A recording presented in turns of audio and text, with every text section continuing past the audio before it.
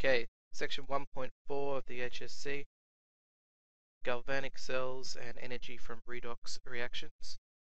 What we're going to do is build a galvanic cell, show each individual component of it and how it works, and hopefully that'll get through most of the concepts of redox. Redox, of course, stands for reduction oxidization reactions. Now, this is all about metals and electrons, so it's important to get some basics sorted out from the beginning. When we say something like this in chemistry, when we say Zn brackets S, we're talking about zinc, solid zinc. Now, for it to be a solid zinc, we'll know that zinc is a metal, and that means it's in a metal form. What that means is that on a molecular level, and I'm sure this will be familiar, it's in that standard, sorry, these are individual atoms with plus symbols in them. It's in that standard kind of molecular configuration, which is that, sorry, metallic molecular configuration, which is that the metal atoms are swimming in what's known as a sea of electrons.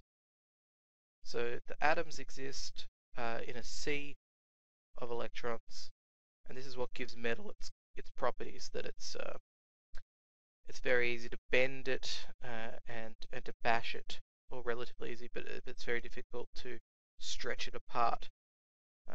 It's got a crystalline structure where the positive aspects of it exist in the positive atoms. The zinc core exists in a sea of electrons. Now, that's what we're talking about when we talk about ZnS. What are we talking about when we talk about something like Zn2 plus aqueous? And this goes for all metals, don't think it's just zinc. This is true for every single metal. Now, with Zn2 plus aqueous, we've got a different thing. It's still obviously zinc, but now it's got a 2 plus charge and it's aqueous. It's an ion. Now, the difference between these two things, and this is crucial, is that in order for the ion to just be floating around in water with its positive charge, it needs to not have its electrons surrounding it. If it had its electrons surrounding it, then it would be solid. So to say that it's solid means that it's got its electrons, and to say that it's aqueous means that it's missing those electrons that are so important to giving it that metallic molecular structure. So that's a really important definition. That's a really important way of understanding what an ion is, what a positive ion is when it's floating around in water, and also what a solid is, and what the transition looks like. So if we think about a particular atom of zinc leaving a solid block of zinc and going into an aqueous solution, that would mean that it would have to lose its electrons to do so. And we're going to get into that now. So let's talk about an opportunity to make that happen. Let's say we've got a beaker of water and I've got some solid zinc, just a little bar of zinc, and I put that into water. It's just a solid bar.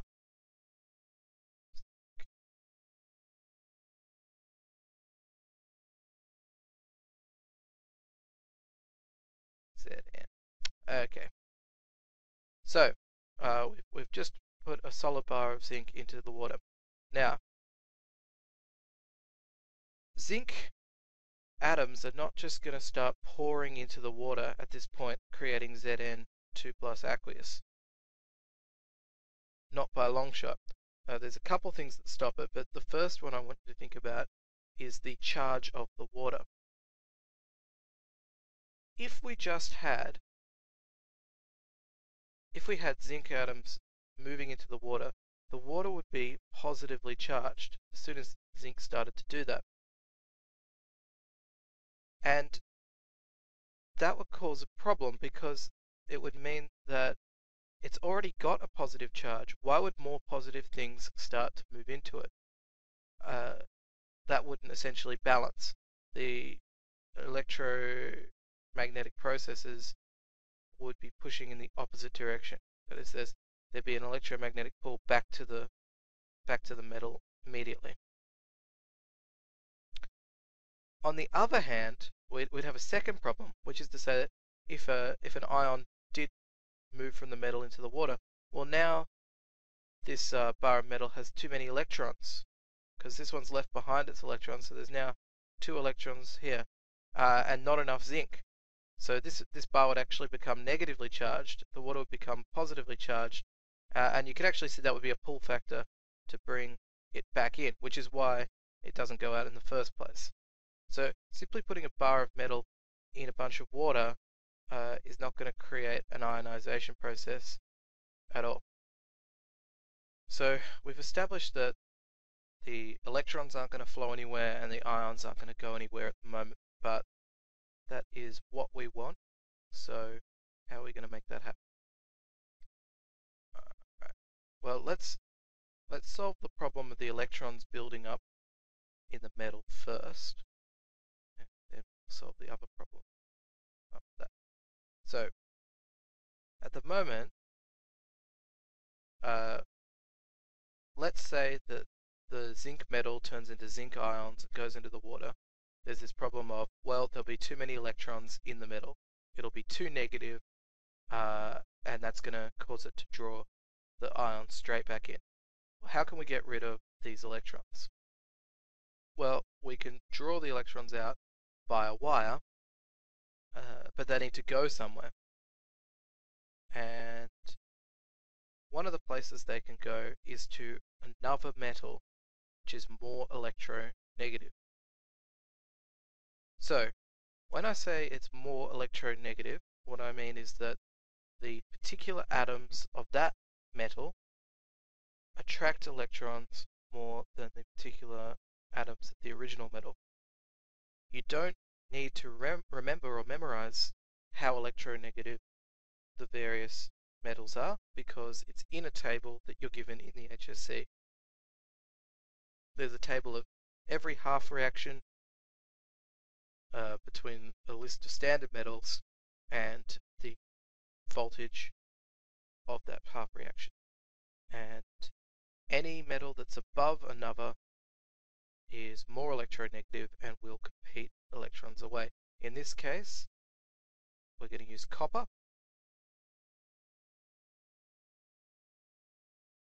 So let's say we just connected a piece of copper by a wire in the hopes that it would draw the electrons away from the zinc. Now, there's another way of thinking about this as well. Instead of saying, oh well, if the zinc turns into ions, it'll have too much electrons. It's pretty much the same thing as saying, if the copper draws electrons away from the metal, then zinc ions will be pushed out into the water. It's just a different way of explaining it with a pull instead of a push. So we've now got this surplus of electrons. We're drawing them away through the wire into this metal, but there's a problem, because this copper piece of metal already started with enough electrons.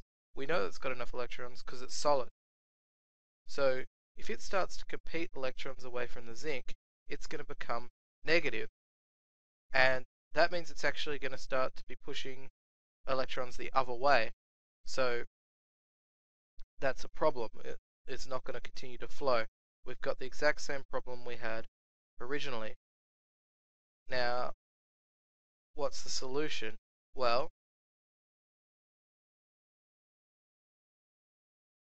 what we actually need to be doing is having some positive atom that those electrons can pair up with. Because we've already got an equal number of electrons for the electronegativity of the existing metal solid, that's why it is a metal solid, we need to do something different. And in the galvanic cell, what we do is we have ions of that metal in solution.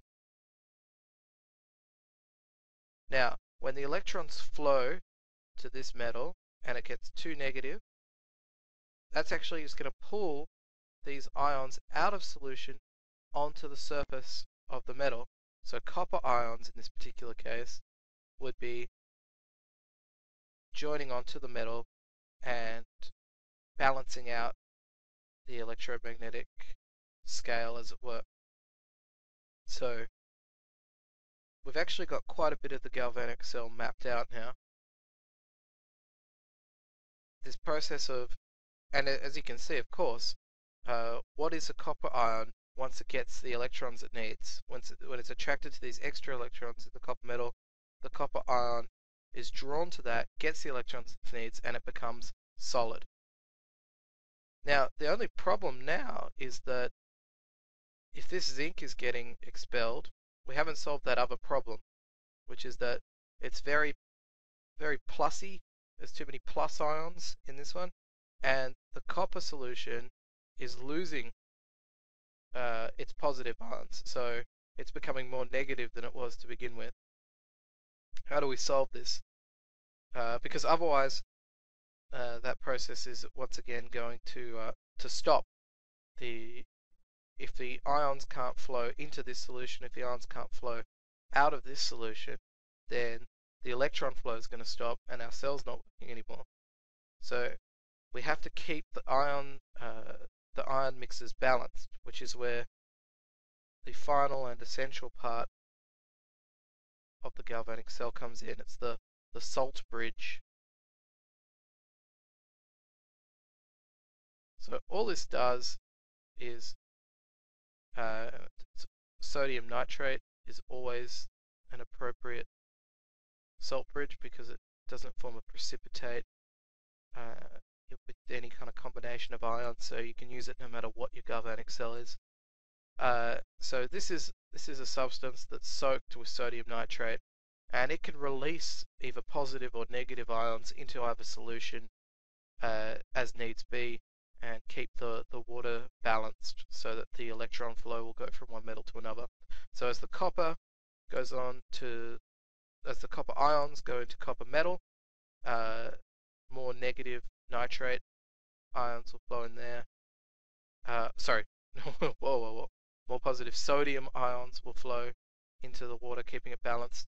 And as the zinc is expelled from the metal, making it positive, nitrate ions will flow into the water. So that's, just write it up here, sodium NaNO3,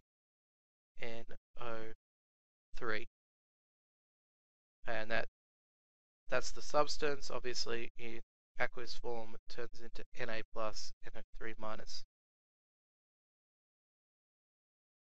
So that's a basic galvanic cell. We can stick a voltmeter on the wire to see exactly what's happening. What we'll be measuring then is how much more zinc ions want to be in aqueous solution than copper ions do, or in a different way, how much more copper ions want to be a solid than zinc ions do, which is a different way of saying how tightly copper ions hold on to their electrons as compared to zinc ions holding on to their electrons. Because we'll remember that the difference between a solid and an aqueous metal is whether or not it's grabbing onto electrons. Now we can go into this mathematically as well. So the voltmeter in an experiment, so if we put a voltmeter right here, it's a voltmeter. Obviously there's a lot of much nicer diagrams of a galvanic cell around, and I invite you to look at them if anything here isn't clear. But the voltmeter will show the potential difference, so the difference in how much copper ions attract electrons compared to zinc ions attracting electrons, and if it's set up the poles in the right direction, it'll show that the copper ions, how much more the copper ions are grabbing than the zinc. Now, if the zinc, of course, was more electronegative than copper, it's not, but if it was, then the whole thing would just happen in reverse, and we get a reverse symbol on the voltmeter. So the voltmeter shows the direction as well as the strength of the potential difference. Now, as I was saying, mathematically, we can look at this as well. You're given in that table of potential differences the equations for each of the half reactions. So I'll show you how to deal with the zinc and the copper one. It goes for any other pair of metals as well. So first of all, we'll look at the zinc one. So the equation you're given is Zn2 plus 2E goes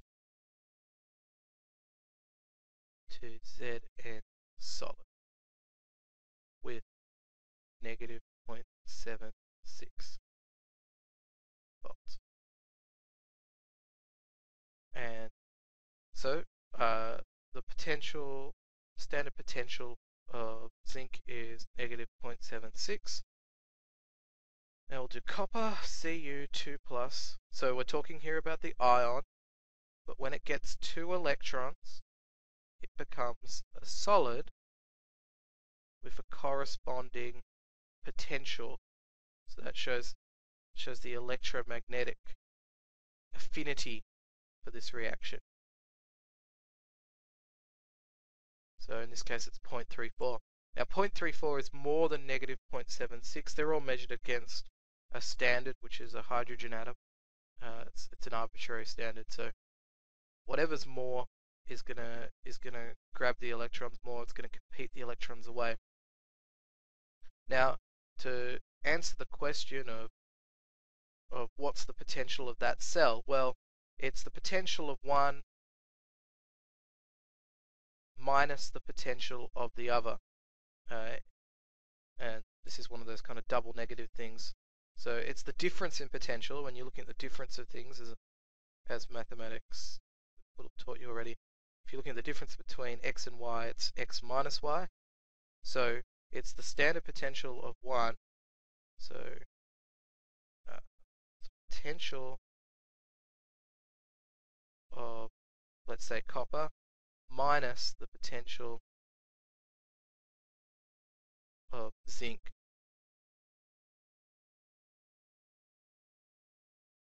Now this is the tricky double negative, because it's 0.34 minus 0.76, and that equals 1.10.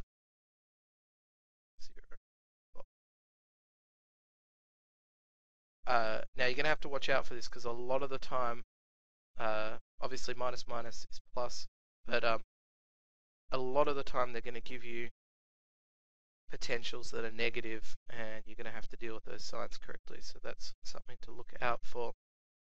Now, to convert this earlier reaction into a full reaction,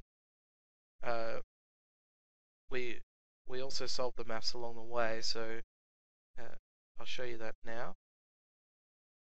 So these are two half reactions. It's quite common to be asked to convert the two half reactions of a galvanic cell into a full reaction. I'll show you how to do that. So, writing a balanced equation for this galvanic cell. Looking at the galvanic cell, we want to look at which thing becomes solid, which metal becomes solid and which metal becomes an ion, because all of the half equations are written as in the form ion plus electron becomes solid. So the one that becomes an ion is going to have its half equation flipped. You'll see how that works in a second. In this particular galvanic cell, because, and this will go in the general case as well, the more electronegative metal is drawing electrons in, and it's going from ion to solid. So its equation stays the same, whereas the less electronegative metal is having its electrons competed away from it, and it's going from metal to ion, so it's going to have its equation flipped. So let's show that now. So it was zinc that was going to have its equation flipped. So on the standard sheet, it's Zn2 plus 2E minus goes to Zn solid. If we flip that around, I'll draw that now. Zn solid plus 2E minus goes to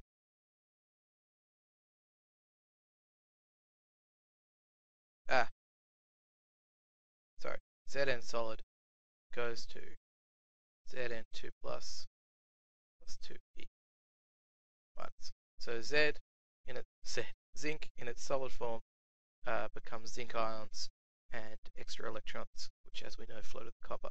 And that has a potential on the sheet of negative 0.76, but we've reversed this equation.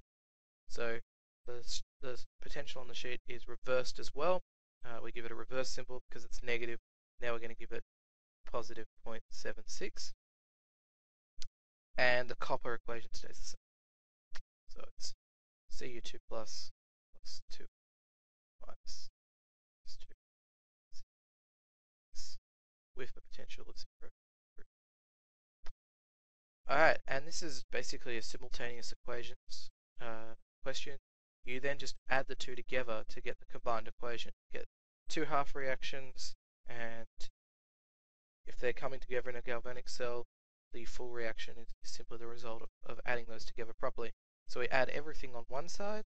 That's ZnS plus Cu2 plus 2E minus goes to. And now everything on the right hand side. Zn2 plus 2E minus plus Cu2. Cancelling out the electrons because it's the same number on both sides. We get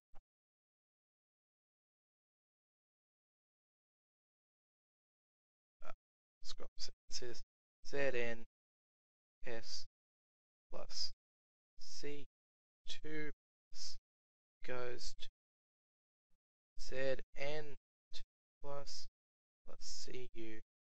Cus, and that's the whole equation. So what we've done is we've substituted solid zinc and copper ions for solid copper and zinc ions, and that's got an electric potential.